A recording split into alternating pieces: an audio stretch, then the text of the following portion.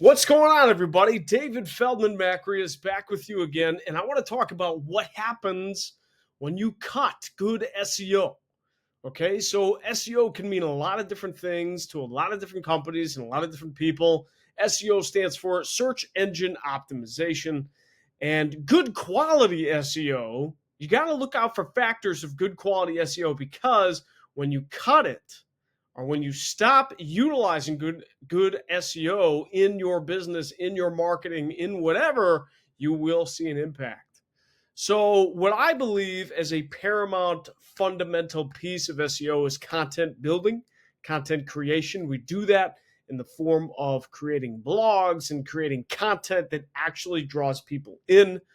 I'm not so much about backlinks and different things like that unless they really make sense in the particular situation and they're really good quality.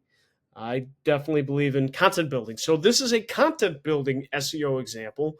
This one client that I still work with, by the way, wanted to cut their SEO advertising because they did not believe it was yielding bottom line results, bottom line revenue, and not really attributing to sales overall.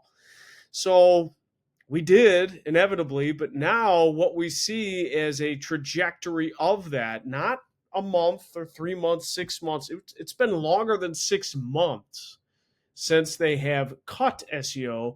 Unfortunately, they're seeing less and less customers. Their competition is getting better because they've increased their investment in their marketing and investment in their brand and their product, and they're just doing a really good job of advertising it. And unfortunately, we're losing customers for that.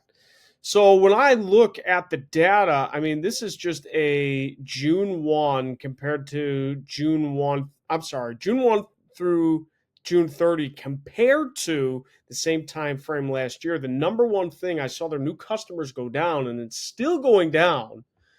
We see a lot less new users coming to them organically. This is their top source of traffic, too. Okay, top source of traffic. And it's not just new users to the site, but it's engagement of those users, too, which I also very, very much so pay a strong emphasis on. Their engaged sessions has gone down by a good amount. Their engagement rate, okay, so they're getting about the same engagement rate, but their engaged sessions per user has gone down a little bit. Their average engagement time has gone down a little bit. And they're just getting less quantity of these amount of sessions from their organic traffic year over year. Now, all things being the same, the market in this industry, this is not the automotive industry, but it still remains prevalent to the automotive industry and any other. The market hasn't super significantly changed, right? It's not like we went from pre-COVID to COVID. There's still demand for this product. It's in the home goods industry, and well, more so food and beverage inside the home goods industry. It's a little bit of a cool niche.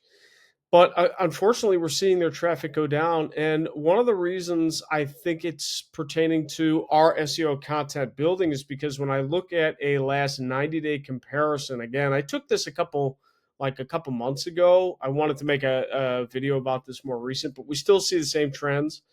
Last 90 days compared to the previous, what I did now is I went to their analytics. I made the last 90 days compared to the previous year. And then I went to engagement and I'm looking at blogs. Okay. That is how we denote our content building strategy, right? Anything that says blog. And unfortunately, we're down 31% in sessions year over year, pretty much 31% in users and new users. Plus, here, take a look at this. Our average engagement time per session has dropped. So if we're not creating new content, that old content, it will last for a long time. But if we're not creating that new content, then you're going to see your quality, your traffic start to slip. Our key events, such as add to carts, purchases, begin checkouts, things like that are going down too, about 17% decrease in the last 90 days.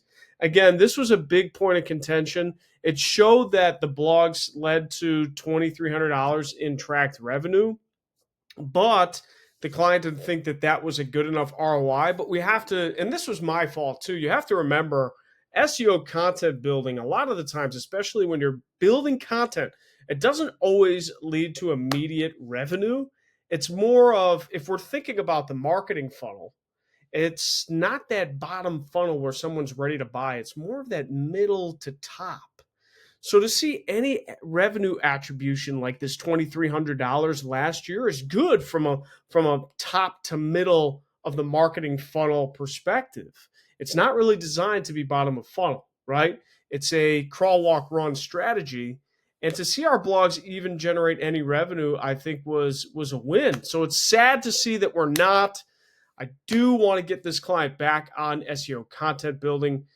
And one thing that I know right away too that led to organic traffic as the main contender. Now here's a snapshot of a more recent look at their blog traffic. Same client, September 1st through 17th compared to last year. I'm looking at blog, and then I actually have a filter in here that's only filtering Google organic. So again, this is directly correlating to the organic traffic, especially in Google. We're down 33% year over year because we're not creating content. Guys, you should be creating content. You should have a strategy to create content, and it should be really, really high quality. When it really depends on exactly how you want to cut it, but our team does offer services in content building. We do specialize in that paid search strategy where it's a lot of that bottom funnel, bottom of that marketing funnel, people that are ready to buy, and how we can be even more cutthroat and more competitive. But SEO, again, that when you go from that bottom to that middle, even top of funnel, SEO can play a really, really big factor into bringing high quality customers in your funnel and in your flow. Because what I like to think of it as, if someone comes to the blog page and reads the blog page and then they're like, oh, wow, this is cool, and then they bounce out and don't make a purchase that day. Well, if you have good retargeting campaigns in your paid search, that's just going to follow that person around and bring them back in. So it's really, really important to have good quality SEO. What happens when you cut good quality SEO, especially in a very competitive niche, you will see scary results like this, like your traffic being taken down 22%. Guys, let me know if you have any questions. I'd be happy to discuss this further. I'd love to know what you have in the comments about what your definition of good SEO is and what you feel about content building. Let me know. David Feldman-Makrias signing out, and I will talk to you very soon.